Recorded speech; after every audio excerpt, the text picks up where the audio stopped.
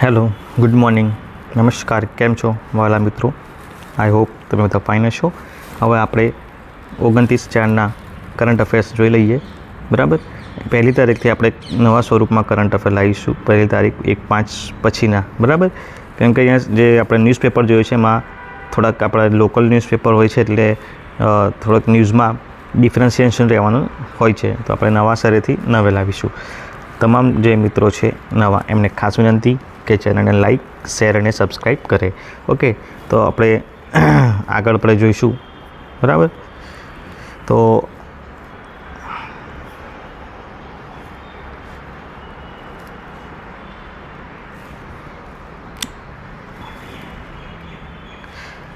આ કદાચ જીકેમાં પૂછાય કે મહાદેવ બોટિંગ એપ કેસ શું છે. બરાબર. તો મહાદેવ બેટિંગ એટલે આપણે જે ક્રિકેટનું હોય છે એમાં બેટિંગ કરતા હોય છે, એમાં બેટિંગ એપ કેસમાં અધિકારીઓ દ્વારા ફરાર જાહેર કરાયેલ એક્ટર સાહિલ ખાન, બરાબર, સાહિલ ખાનને મુંબઈ પોલીસે છત્તીસગઢમાંથી પકડ્યો છે. તો મહાદેવ બેટિંગ એપ તમે જોઈ લેજો. આ એક સાયબર ક્રાઇમનો એક કિસ્સો છે. બરાબર. ત્યાર પછી જો એની સાથે બીજી પણ છે. કદાચ તમને પૂછે લાયન રહી છે, લાયન બુક અને લોટ્સ જે છે, લાયન બુક્સ અને લોટ્સ 24/7 જેવી એપ્સ જેવી સાથે જોડાયેલ છે. બરાબર. તો જે તમે ક્રિકેટના જે સટ્ટા રમો છો ઓનલાઈન, એવી જ એક ગેમ છે અને એના કારણે એની પર કેસ થયો છે. તો તમારે ખાસ આ જોઈ લેવાનું છે. ત્યાર પછી જો એક મહત્ત્વના ન્યૂઝ છે. યુએસની રિપબ્લિક ફર્સ્ટ બેંક ડૂબી, બેંકની કટોકટી વકરી છે. બરાબર. એટલે અહીંયા આર્થિક મંદીના સ્પષ્ટ સંકેતો છે. અમેરિકામાં બેન્કિંગ કટોકટી ઘેરાઈ ગઈ છે અને તેનું તાજું ઉદાહરણ રિપબ્લિક ફર્સ્ટ બેંક બની છે. બરાબર. રિપબ્લિક ફર્સ્ટ બેંક એમની જે છે એ બની છે. તો તમને પૂછાય કે રિપબ્લિક ફર્સ્ટ બેંક કયા દેશની બેંક છે? તો અમેરિકાની છે. બરાબર. ઘણી બેંકો ડૂબી છે. 2024માં શરૂઆત થઈ ગઈ છે. બરાબર. પહેલી બેંક ડૂબી છે. બરાબર. Federal deposit insurance corporation. બરાબર. આખું યાદ નામ રાખજો. ફેડરલ ડિપોઝિટ ઇન્સ્યોરન્સ કોર્પોરેશને, બરાબર, રિપબ્લિક ફર્સ્ટ બેંકની તમામ ખામીઓ ઉજાગર કરી છે અને બેંકને સીઝ કરી દીધી છે. બરાબર. તેને ફુલટન બેંકને વેચવા સંમતિ આપી છે. બીજી એક બેંક છે જે ફુલટન બેંક, એને ખરીદશે. ઓકે. તો તમને પૂછાય કે ભાઈ આ FDIC શું છે? તો અમેરિકાની એક ફેડરલ ડિપોઝિટ ઇન્સ્યોરન્સ કોર્પોરેશન છે. અને કઈ બેંક સૌપ્રથમ 2024માં ડૂબી છે? તો રિપબ્લિક ફર્સ્ટ બેંક અમેરિકાની સૌપ્રથમ ડૂબી છે. ઓકે. ત્યાર પછી છે, તો ખાસ આપણા માટે કોઈ મહત્ત્વનું નથી.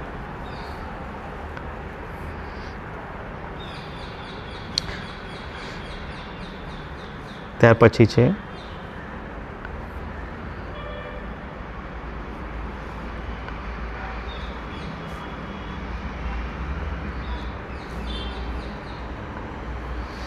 હમણાંથી શું છે કે પેલા બધા એ ન્યૂઝ વધારે હોય છે પોલિટિકલ, જે આપણા કામના નથી હોતા.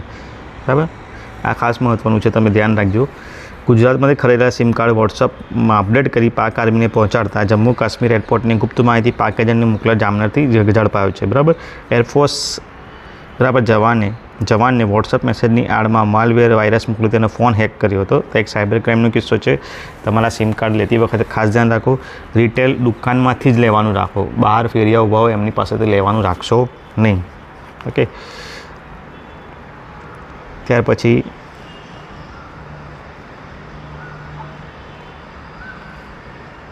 ગરમીનું છે, ખાસ એટલું બધું છે નહીં.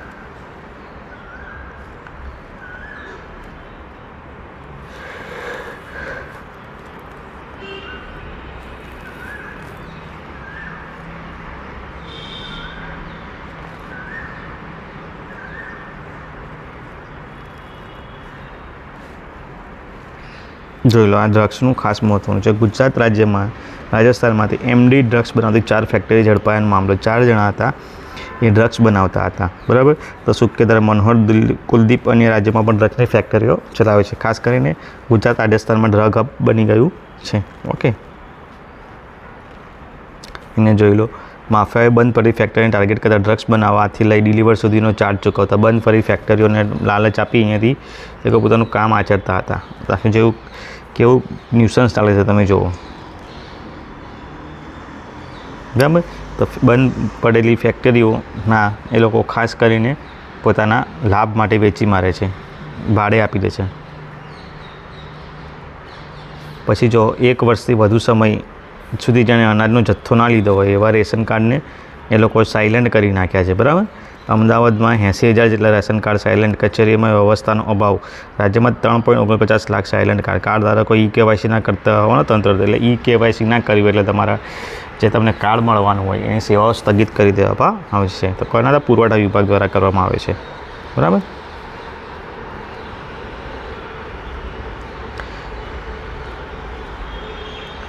જો મહેસાણામાં આ એક આપણા માટે કોર્ટ જે છે, કોર્ટનો પાવર્સ જુઓ તમે, એ છે પતિના આપઘાત કેસમાં જામીન પર રહેલી પત્નીને લાફા ઝીકી પટ્ટાથી મારી હતી. કોણ? મહેસાણામાં એક PSI મારી હતી.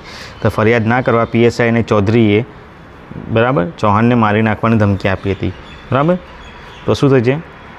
2 PSI સામે યુવતીને મારવાના પ્રકરણમાં ફરિયાદ નોંધવામાં આવી છે. જો પોલીસ સામે કોણ ફરિયાદ નોંધે? કોઈ નથી નોંધતું. એટલે પછી હાઈકોર્ટે આદેશ આપવો પડ્યો કે ભાઈ તમે ફરિયાદ નોંધો. અને સુઓ મોટો પણ કહી શકાય, સ્વસંજ્ઞાન લે છે હાઈકોર્ટ ઘણી બધી મેટર્સમાં. બરાબર. તો એ મહત્ત્વનું છે આપણા માટે.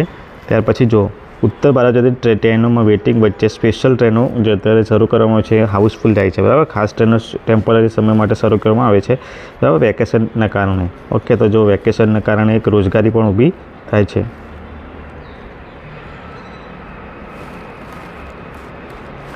ત્યાર પછી ખાસ મહત્ત્વનું છે કે 5 દિવસ અને કોલેજોમાં 49 દિવસ, શાળાઓમાં 35 દિવસ અને કોલેજોમાં 49 દિવસ ઉનાળુ વેકેશન.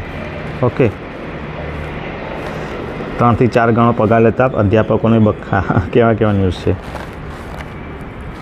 હવે જો આ ખૂબ મહત્ત્વનું છે આર્થિક દ્રષ્ટિએ, ઇકોનોમિક્સ દ્રષ્ટિએ. તો તમારે વાંચી લેવાનો આખો લેખ. બરાબર. ફોરેન ઇન્વેસ્ટરો માટે ઘોડાપુર માટે તૈયાર રહ્યો કે ભારતમાં ફોરેન જે લોકો વિદેશી મૂડીરોકાણ વધવાનું છે, લોકો અહીંયા રોકાણ વધુ કરવાના છે, તો એના માટે તમારે માનસિક રીતે તૈયાર રહેવાના. એના માટે પૂર્વ તૈયારીઓ સરકારે કરવી જોઈએ. ઓકે. તો આખો લેખ છે, તમારે 100% વાંચવું જોઈએ.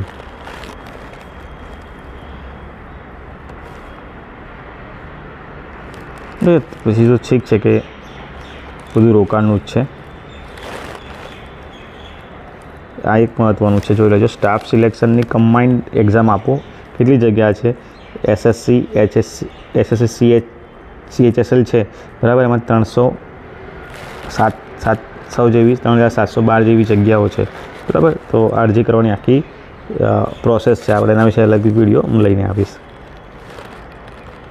પછી જો આ CRPF દ્વારા પણ 4660 ખાલી આપણે ન્યૂઝ આપણે મૂક્યું જ છે આપણા ચેનલ ઉપર. ઓકે. આ સોવરેન ગોલ્ડ શું છે એ તમારા એક્ઝામમાં પૂછાય એવું છે. બરાબર. તો ખાસ કરીને આ વાંચો. જે લેખો છે ખાસ કરીને વાંચવાના. ઇકોનોમીના ખાસ વાંચો, કારણ કે ઇકોનોમીના જે લેખો ગુજરાતીમાં હોય છે તમને થોડી વધારે સરળ સમજણ આપશે. હિન્દીમાં હોય છે ને હિન્દીના અમુક શબ્દો અટપટા હોય છે. અહીંયા તમે વાંચશો તો તમને ખૂબ જ સારો આઈડિયા મળશે.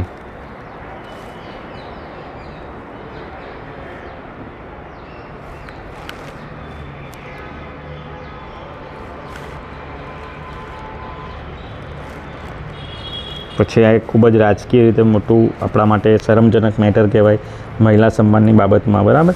કે પૂર્વ PM જે રહી ચૂક્યા છે આપણા દેવગૌડા, એમના પુત્રનું સેક્સ સ્કેન્ડલ બહાર આવ્યું. 3000થી વધુ અશ્લીલ વિડીયો છે. ભાઈ પોતે જ આવા ગંદી હરકતો કરીને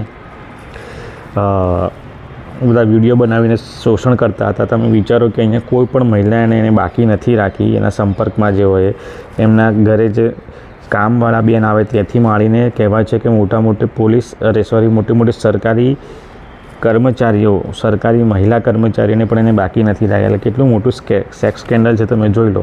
બરાબર. તો આ નૈતિકતાનો પ્રશ્ન છે કે આવા લોકોને આપણે શા માટે જીતાડીએ છીએ.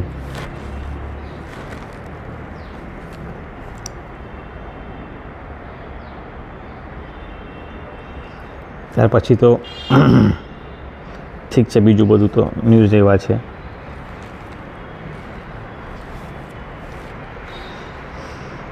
આ ખૂબ જ મહત્ત્વનું છે કે અત્યારે જે મલેરિયા છે 3 કરોડ વર્ષથી પણ જૂની બીમારી છે. તો એ શોર્ટ સમયમાં જળમૂળમાંથી નાબૂદ થઈ જશે, કારણ કે 100થી વધારે વાયરસોથી વર્ષોથી મલેરિયાની રસી બનવાની કોશિશ કરી રહી છે, બરાબર. R21 મેટ્રિક્સ એમ વેક્સિન કઈ રીતે કામ કરે છે, તો તમારા માટે આ મહત્ત્વનું છે.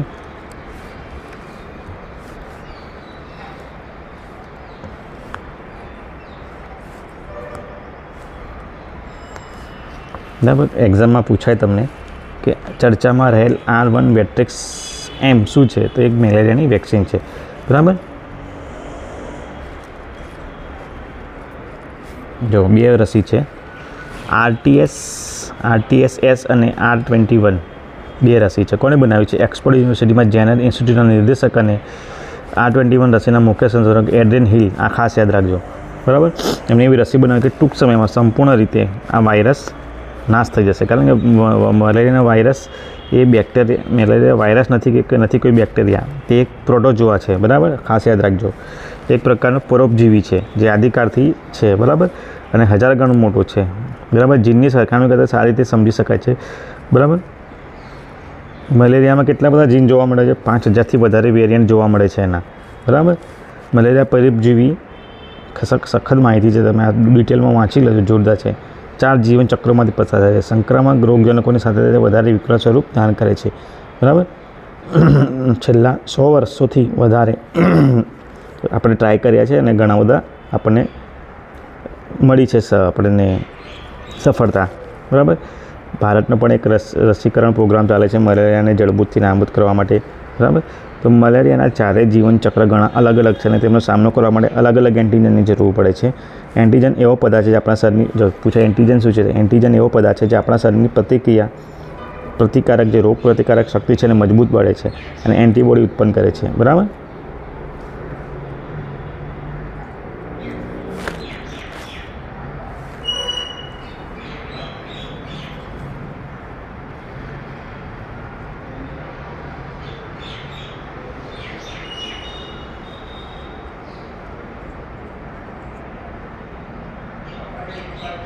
પછી ક્યાં મહત્ત્વનું છે કે મહિલા પોલીસ સાથે ઘરેલું હિંસા ન થઈ શકે. પોલીસ કોર્ટે દિલ્હી હાઈકોર્ટે આદેશ પલટીને પતિને દોષમુક્ત જાહેર કરતો આદેશ રદ કર્યો, બરાબર. જજવાદી અને પ્રતિવાદીને લૈંગિક પૂર્વના ચશ્માથી ના દેખવા જોઈએ હાઈકોર્ટ, બરાબર. તો કેસ શું હતો કે દિલ્હી હાઈકોર્ટે તાજેતરમાં એક કેસમાં સુનાવણી કરતાં કહ્યું કે એક મહિલા પોલીસ કર્મી પણ ઘરેલું હિંસાનો શિકાર બને છે અને કોર્ટે કોઈક વ્યવસાય સાથે સંકળાયેલી લિંગ આધારિત પરંપરાગત તણાવથી અંજાઈને આંધળા ના થવું જોઈએ, બરાબર. કોર્ટની એવી દિલ્હી હાઈકોર્ટની જે હતી એમની એવી હતી કે ભાઈ કે મહિલા પોલીસ કર્મચારી છે એટલે માર ના ખાઈ શકે, એમ કે એના ઘરે એને કોઈની પર ઘરેલું હિંસા ના કરી શકે, બરાબર. પતિ અને પત્ની બંને દિલ્હી પોલીસ અધિકારી હતા અને બંને વચ્ચે ઝઘડો થયો છે, એમને માર્યા છે એમની વાઈફને, તો કેસ થયો હશે, બરાબર. તો શું લખ્યું છે? આદેશ ન્યાયશાસ્ત્રના નિષ્પક્ષ નોંધના સિદ્ધાંત પર આધારિત ના હોવું જોઈએ, આધારિત ના હોવાનું જણાવ્યું હતું. એમ પણ કે ક્ષત્રિય અદાલત દ્વારા એમની જે ક્ષત્રિય અદાલત દ્વારા આપવામાં આવેલો આદેશ એવી અયોગ્ય પૂર્વધારણા પર આધારિત હતી કે એક મહિલા અધિકારી કદી ઘરેલું હિંસાનો પોલીસના ટૂંકમાં એવું છે કે એમની ધારણા એવી હતી કે પોલીસ જે હોય, પોલીસ મહિલા અધિકારી એ ક્યારેય ઘરેલું હિંસાનો શિકાર ના બને. તો તમે અહીંયા જોઈ લો કે મહિલાઓની સુરક્ષાનો પ્રશ્ન કેવો છે. પોલીસમાં છે છતાં પણ એને ડોમેસ્ટિક વાયલન્સનો ભોગ બનવું પડે છે.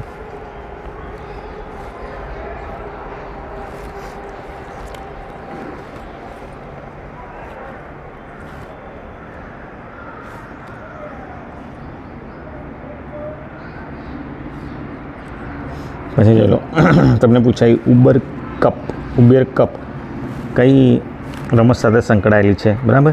તો ઈશારાની બરુઆ, ખાસ યાદ રાખજો, ઈશારાની બરુઆ અને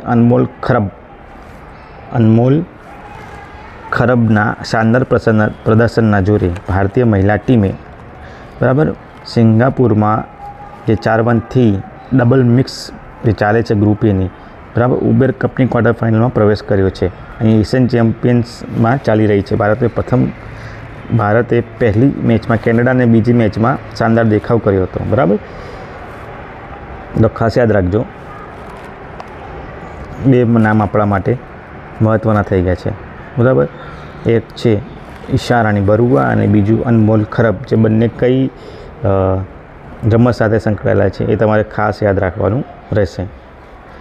ત્યાર પછી છે આર્ચરી છે, શાંઘાઈ આર્ચરી વર્લ્ડ કપ ચાલી રહ્યો છે. તો પૂછાય કે અત્યારે આર્ચરી વર્લ્ડ કપ ક્યાં ચાલી રહ્યો છે?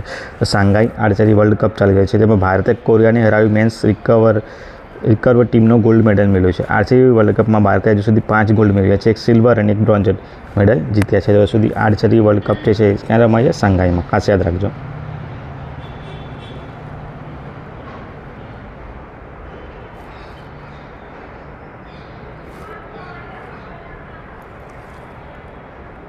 ઠીક છે. પછી આ તો બધું આ ખાસ મહત્ત્વનું છે.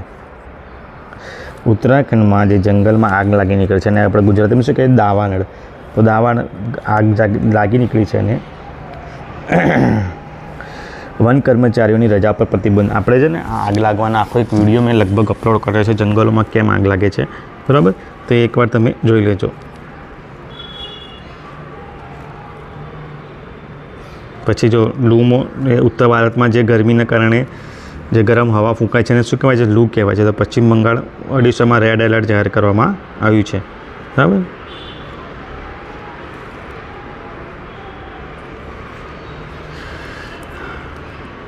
હિંગળાજ માતા મંદિર કહેવાય છે, પાકિસ્તાનમાં આવેલું છે, જ્યાં 3 દિવસની તીર્થયાત્રા સંપન્ન થઈ છે, બરાબર?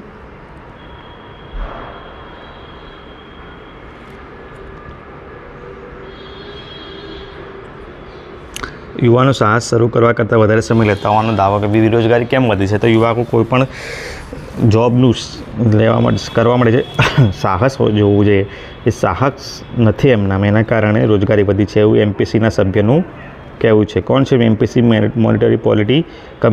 મોનિટરી પોલિસી કમિટી જે આપણી રિઝર્વ બેંક ઇન્ડિયાની છે. તમારા માટે આ મહત્ત્વનું છે કે એમપીસી છે શું, એની સ્થાપના ક્યારે થઈ,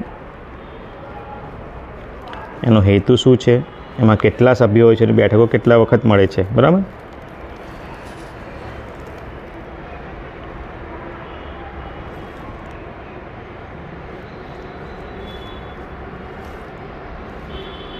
છે આપણા માટે ખાસ મહત્ત્વનું નથી. ચારધામ યાત્રા તમારા માટે મહત્ત્વનો પ્રશ્ન બની રહેશે. ઓકે, તો શું છે ચારધામ યાત્રા? ચારધામ યાત્રા દરમિયાન દર્શનાર્થીઓ માટે અલગ અલગ સ્લોટ ટિકિટ સિસ્ટમ, કલાકમાં દર્શન કરી શકાશે. તો ચારધામ, બદ્રીનાથ, કેદારનાથ, ગંગોત્રી અને યમનોત્રી ખાસ યાદ રાખવાનું તમારે, બરાબર? પછી ઠીક છે કે હેરોઇન ને બધું વારે ઘરે પકડાય છે, તો સુરક્ષાનો પ્રશ્ન છે.